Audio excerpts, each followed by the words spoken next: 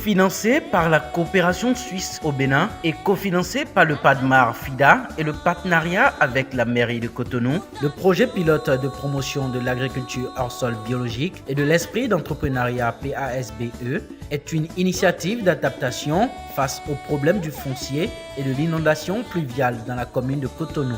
C'est la salle de conférence de la mairie de Cotonou qui a servi de cadre à la cérémonie officielle de lancement du dit projet le vendredi 13 novembre 2020. Nous allons initier les enfants des collèges, les élèves des collèges publics de Cotonou.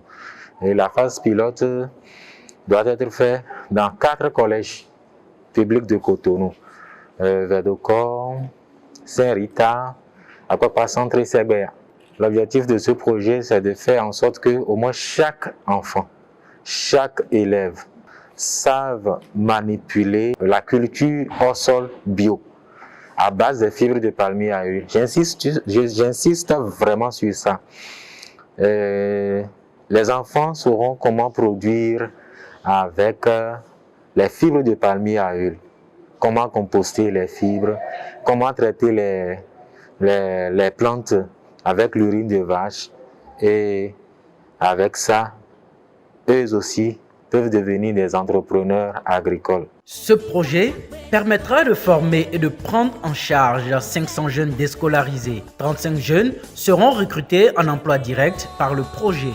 De plus, 5% des jeunes déscolarisés formés pourront s'installer à leur propre compte, avec 15 boutiques mises en place et fonctionnelles. C'est une création d'opportunités pour la jeunesse, pour développer des perspectives pour eux, pour leur permettre une vie digne et à l'abri de la délinquance. C'est un projet à une échelle limitée.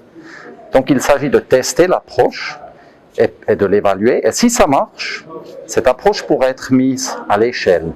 Et c'est pour cela aussi que c'est important qu'il y a déjà la mairie de Cotonou qui est impliquée, qui suit le projet, qui porte le projet. Il y a aussi les ministères. Aujourd'hui, on a eu le représentant de l'INRAP, donc sous tutelle du MAEP. On a aussi eu un représentant du ministère de l'enseignement secondaire, parce que oui, il ne s'agit pas seulement du secteur agricole, mais l'entrepreneuriat, c'est quelque chose qui passe les secteurs. Et là, dans ce projet, c'est un autre aspect innovateur. On veut aussi déjà sensibiliser les élèves, les jeunes qui sont dans l'école, à cette possibilité de production hors sol. Ils peuvent faire ça à la maison. Ils peuvent déjà comme ça, ils peuvent déjà contribuer à la sécurité alimentaire de leur famille, du ménage. Ils peuvent déjà tôt comprendre ce que c'est l'esprit d'entrepreneuriat pour peut-être plus tard se mettre dans l'auto-emploi. Les jeunes entrepreneurs se sont constitués en coopérative et ils sont venus nous voir. Parce que la loi de la décentralisation nous a délégué la compétence au niveau de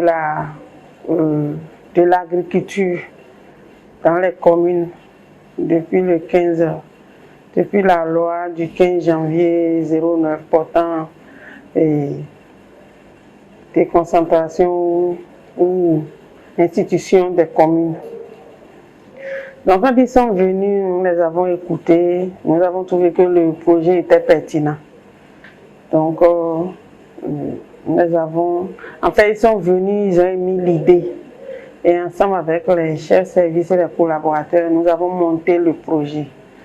Et nous leur avons promis que nous allons nous battre pour qu'ils aient un financement. Donc, nous avons envoyé des correspondances un peu partout, dans les structures, dans les PTF et autres. Et nous avons eu l'honneur d'être écoutés par la coopération suisse qui a vu le projet pertinent et a souhaité le financer. Et ensemble avec la coopération suisse, nous avons retravaillé le projet. Et voilà, aujourd'hui nous avons eu le financement et puis les jeunes, ils vont faire leur preuve pendant 18 mois. C'est la phase pilote. Et ils vont, ensuite nous verrons, après les évaluations, si on peut étendre dans les autres parties de la commune, dans les écoles qui ont accepté, parce que vous savez que la culture au sol se fait sur les dalles. Donc nous allons négocier également. Le ministère de l'enseignement secondaire était aussi très intéressé. Nous avons également travaillé avec eux et c'est d'ailleurs avec eux que le projet va commencer la phase pilote. La Suisse se réjouit du soutien apporté à Copraso pour la promotion de la production agricole en milieu urbain et le développement de l'esprit d'entreprise dès le bas âge pour les élèves et les jeunes déscolarisés. Pour finir, le directeur général de l'INRAB, représentant le ministre de l'Agriculture, de l'Élevage et de la Pêche, a rappelé les priorités auxquelles fait face le Bénin. On note la production en qualité et en quantité pour assurer la sécurité alimentaire et nutritionnelle, la diversification agricole pour la création de la valeur ajoutée, de la richesse et des emplois, la gestion durable des ressources naturelles, la résilience et l'adaptation face au changement climatique. Rappelons que le défi et les enjeux de mise en œuvre de ce projet sont considérables tant du point de vue de la bonne gouvernance, du respect des procédures instaurées par les partenaires techniques et financiers que des objectifs de durabilité des actions de développement envisagées.